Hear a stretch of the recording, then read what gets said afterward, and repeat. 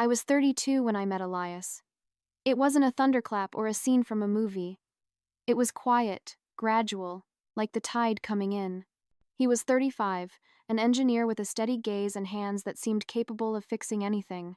He wasn't the life of the party. In fact, he usually stood near the edges of them, a calm island in a sea of noise. After the chaotic storm that was my previous relationship with Julian, a man who thrived on drama and unpredictability, Elias felt less like a lover and more like a harbor. At that point in my life, a harbor was all I wanted. Security, that was the magic word. Julian had left me feeling like I was constantly walking on a tightrope with no net. Elias, on the other hand, was the net, the ground, the solid earth beneath my feet. He had a good job, a 5-year plan, and a way of listening that made you feel seen, even if he didn't say much in return. Looking back, I realize I wasn't falling in love with him as much as I was falling in love with the idea of a life with him. A life without screaming matches, without wondering if rent would be paid, without the exhausting highs and devastating lows, a life that was simply stable. We moved fast. A year of dating felt like a lifetime of vetting, and he passed every test. He was kind to his mother, responsible with his money, and patient with my lingering anxieties. When he proposed on a quiet Tuesday evening in our favorite Italian restaurant, it didn't feel like a grand romantic gesture. It felt like a logical conclusion. I was tired of waiting for my life to start, and Elias seemed like the perfect person to start it with. We bought a cozy 2-bedroom condo in a quiet, tree-lined suburb. I worked as an office manager at an architectural firm, a job that was engaging enough but didn't consume me. For a while, everything felt like it had fallen perfectly into place. Our life took on a comfortable, predictable rhythm. Fridays were for takeout and Netflix, curled up on our new gray sofa. Saturdays were for errands, the farmer's market, the dry cleaners, Home Depot. Sundays were for brunch with his mother, a sweet woman who clearly adored her son and seemed relieved he'd found someone to settle down with. At first, I mistook this predictable rhythm for happiness. Elias was attentive. He'd leave a cup of coffee on my nightstand before he left for work. He'd remember the name of that annoying coworker I complained about and ask for updates. He wasn't flashy, but he was thoughtful. For my 33rd birthday, he didn't throw a surprise party, which he knew would overwhelm me. Instead, he cooked an elaborate 3-course meal, a recipe he'd practiced for weeks. His efforts were quiet but deeply felt. It was a language of love I wasn't used to, but I learned to appreciate its silent grammar. But even in that early haze of contentment, the first hairline cracks began to appear, so small I could easily ignore them. We went to my friend Lena's engagement party. It was a loud, vibrant affair, filled with people I'd known for years. Elias, in his crisp, button-down shirt, looked handsome but lost. He held his drink with both hands, nodding politely but rarely initiating a conversation. I found myself doing all the social heavy lifting, pulling him into circles of conversation, laughing a little too loudly to fill the silences he left. I'd glance across the room and see Lena's fiancé, a charismatic lawyer who held court with a series of hilarious anecdotes, and a small, ugly thought would worm its way into my mind. Why can't Elias be more like that? I would immediately feel a pang of guilt and push the thought away. He was an introvert. It was part of who he was, part of the quiet steadiness I'd fallen for. It wasn't fair to want him to be the anchor and the firework display all at once. I had chosen the anchor, and for a time, I convinced myself it was all I would ever need. The shift was subtle at first. It began when Elias was promoted to a senior project manager. I was proud of him, genuinely. I celebrated with a bottle of champagne and his favorite steak dinner. But the promotion came with a price, paid in hours. His days grew longer, bleeding into evenings. He'd come home later and later, the lines around his eyes etched deeper with stress. The man who used to ask about every detail of my day was replaced by a man who would drop his briefcase by the door, loosen his tie, and collapse onto the sofa with a weary sigh. The TV would flicker on usually some dry sports analysis or a documentary about manufacturing processes, and that would be it. He was physically present, a warm body sharing the same space, but his mind was miles away, still untangling logistical knots at the office. "How was your day?" I'd ask, trying to bridge the growing silence. "Fine, busy," he'd murmur, his eyes fixed on the screen. I tried to be understanding. I told myself it was a temporary adjustment period. He was building a future for us, he'd said. For us. The phrase began to sound hollow. It felt like the us was getting lost in the construction. I started to feel a profound loneliness, the kind that is only possible when you're sitting right next to someone. To fill the void, I turned to my phone. Instagram became my escape. It was a curated world of perfect lives, and I dove in headfirst. I followed travel bloggers, fashion influencers, and old college friends whose lives seemed to be a constant stream of exciting events. There were pictures of spontaneous trips to Paris, romantic dinners at Michelin star restaurants, and laughing couples who seemed to exist in a state of perpetual bliss.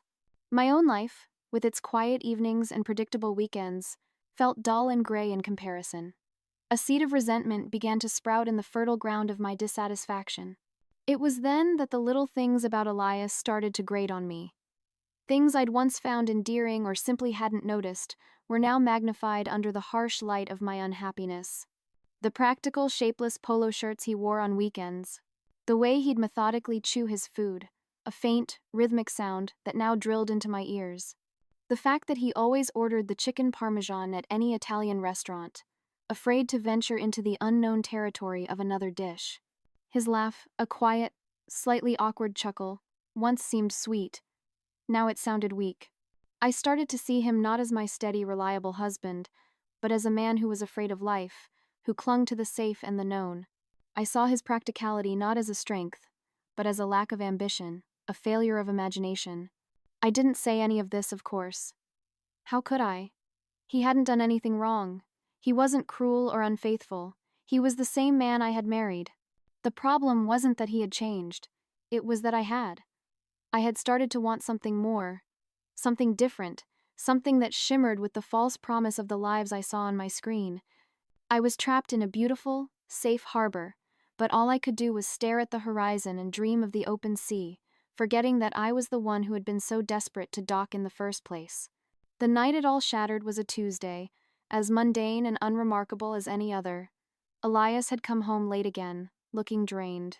We hadn't had a real dinner together in weeks, so I had ordered takeout, a feeble attempt at domesticity.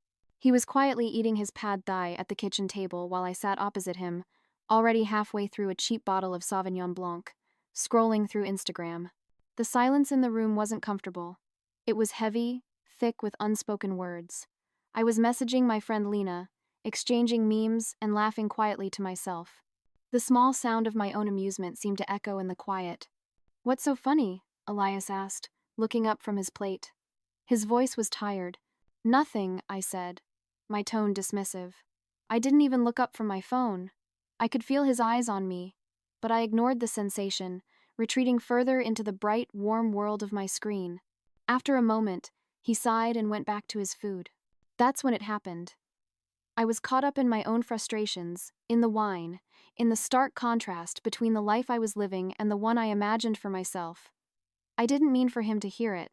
It was a thought that had been festering for months, and it just slipped out, a poisonous whisper into the air between us. "God, it's embarrassing to be around you sometimes." The words hung there, obscene and irrevocable. I hadn't even realized I'd said them aloud until I saw him freeze, his fork halfway to his mouth. He slowly lowered it, his knuckles white. He stared at me, and in his eyes, I saw a look I had never seen before, a profound, shattering hurt. "What did you say?" he asked. His voice was terrifyingly quiet, stripped of all emotion. Panic flared in my chest. "Nothing," I said quickly, waving my hand as if to brush the words away. I was just thinking out loud. It didn't mean anything, but the damage was done. A word, once spoken, cannot be unheard. He leaned back in his chair, his face a pale mask. "No," he said, his voice firm now, with a hard edge I didn't recognize. "You said I'm embarrassing to be around. Is that how you really feel, Cora?" Instead of the apology that should have been on my lips, defensiveness rose up like bile.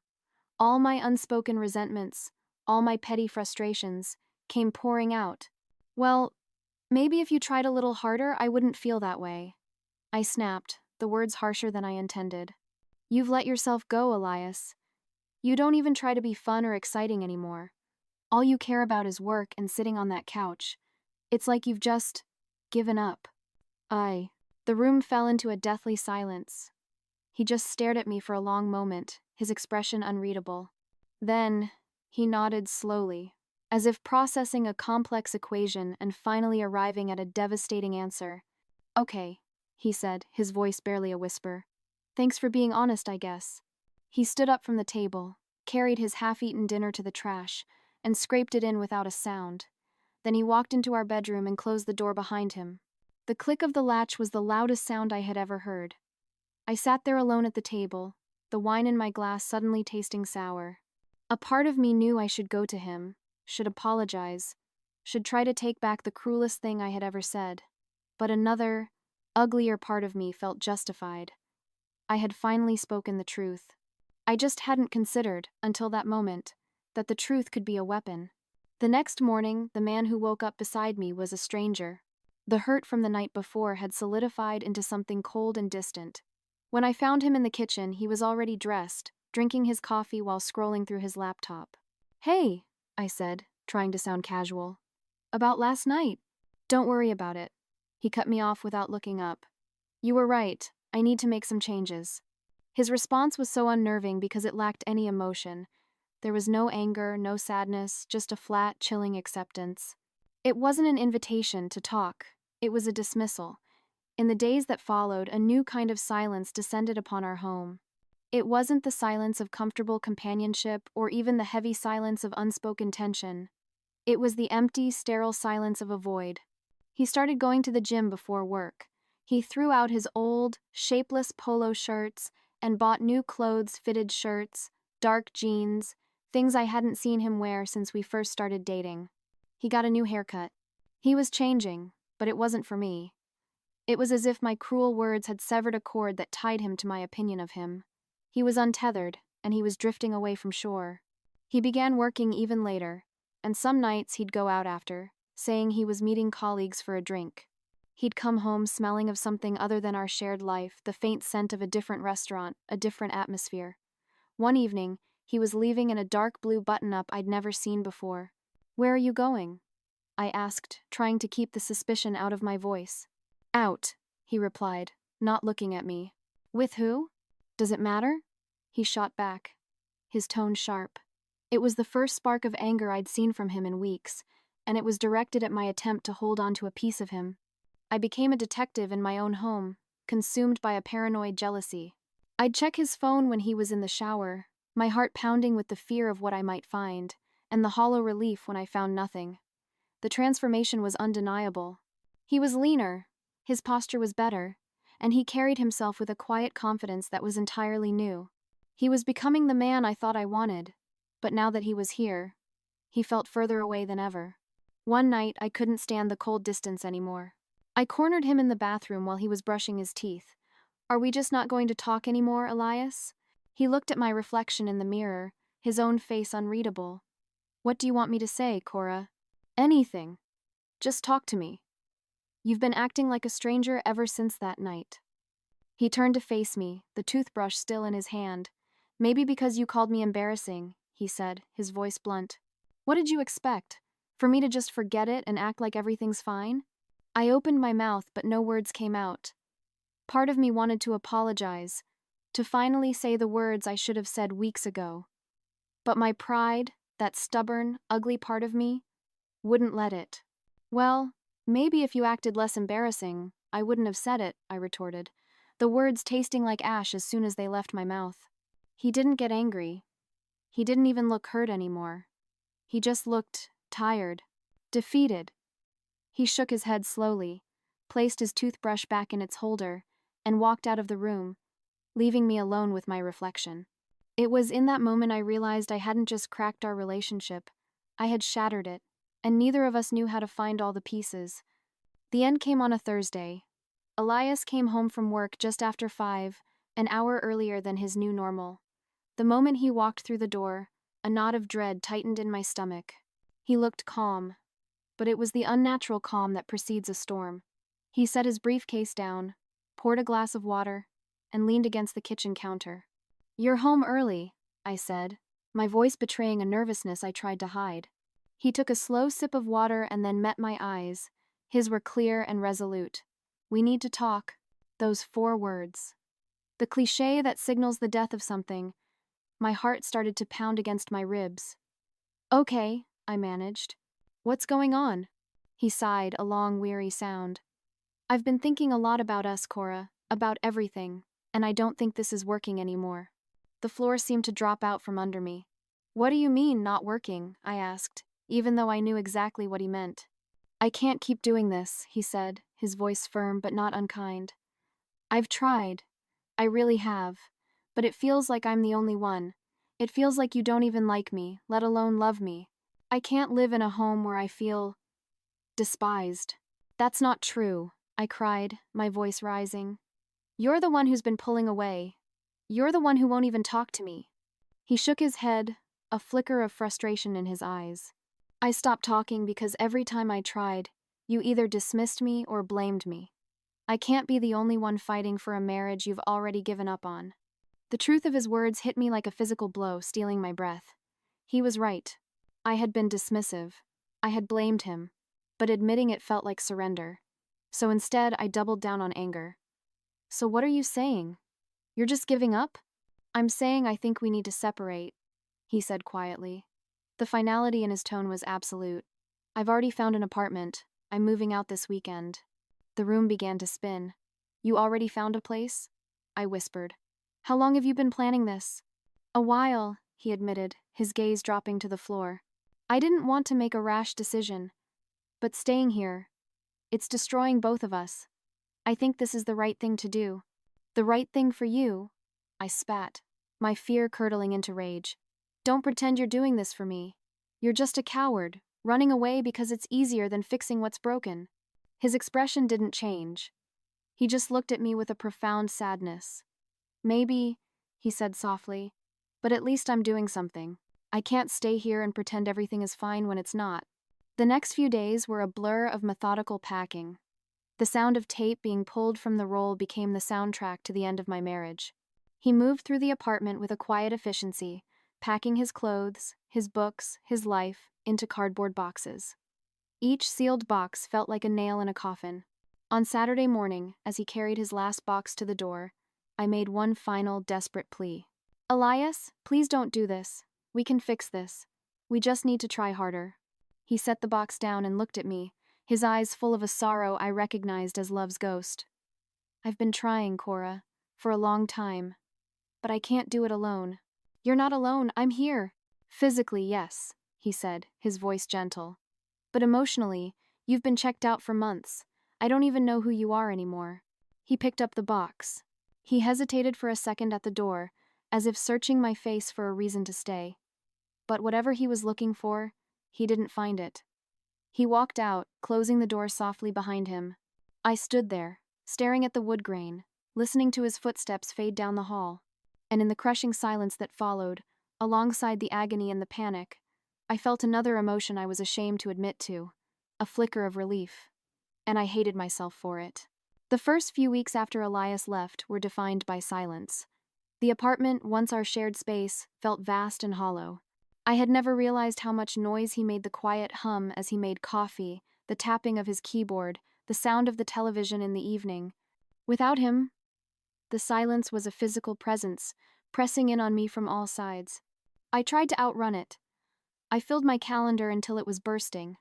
I went out for drinks with Lena and other friends almost every night. I threw myself into work, staying late for no reason.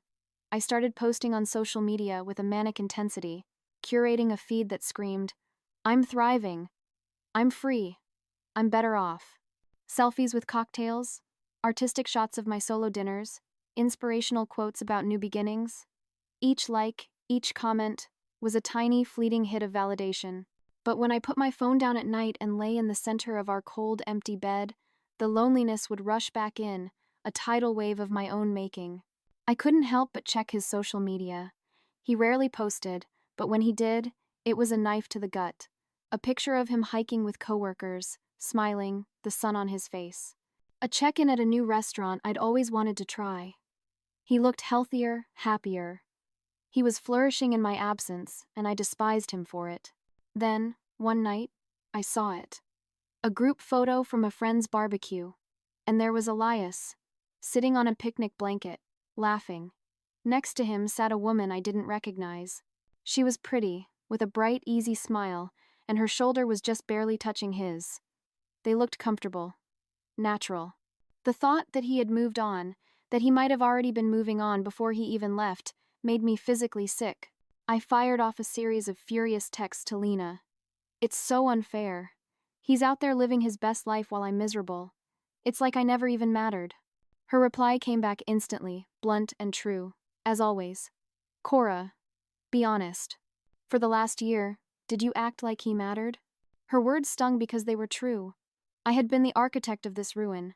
I had taken a good man, a kind man who loved me, and slowly, methodically ground down his spirit with my contempt. Admitting that, however, felt like admitting I was the villain of my own story. I wasn't ready for that.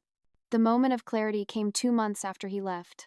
I was in the grocery store on a Sunday afternoon, wearing sweatpants and a stained t-shirt, my hair in a messy bun. My basket was filled with frozen dinners and a bottle of wine. I looked like a cliché of a sad, divorced woman. As I rounded the corner of the cereal aisle, I ran right into him. He looked good. Really good. The gym had paid off. He was wearing a well-fitting Henley and jeans, and his hair was cut shorter. He looked rested. He looked happy. "Hey, Cora," he said, his voice calm. "Hey," I squeaked, suddenly aware of my appearance, of the bleak contents of my shopping basket. We made awkward small talk for a minute. Work was fine. His new apartment was nice. It was excruciatingly civil. Then, as we were about to part ways, he gave me a small, sad smile. "I hope you're doing okay, Cora. I really do." There was a finality in his voice. It wasn't an olive branch, it was a farewell. He wasn't coming back. He had made peace with our ending, and he was moving on. I was the one still standing in the rubble. As I watched him walk away, a strange thing happened. The anger and the self-pity that had been my constant companions finally began to recede. For the first time, I saw everything with a brutal, painful clarity. I had wanted the fireworks, and in my pursuit of them, I had failed to appreciate the steady, constant flame that had kept me warm. I had made choices, and these were the consequences. The following week, I did something I had brushed off for years, something Elias had gently suggested when he first noticed my unhappiness. I looked up therapists in my area and made an appointment. I didn't know if I could ever fully forgive myself for what I had broken, or if I would ever stop wondering what could have been if I had just been a little kinder, a little more grateful. But as I sat in that quiet waiting room, for the first time in a very long time, I felt like I was taking a real step forward, not for an audience on social media, but for myself. It wasn't a happy ending, but it was a beginning. And maybe, just maybe, that was enough.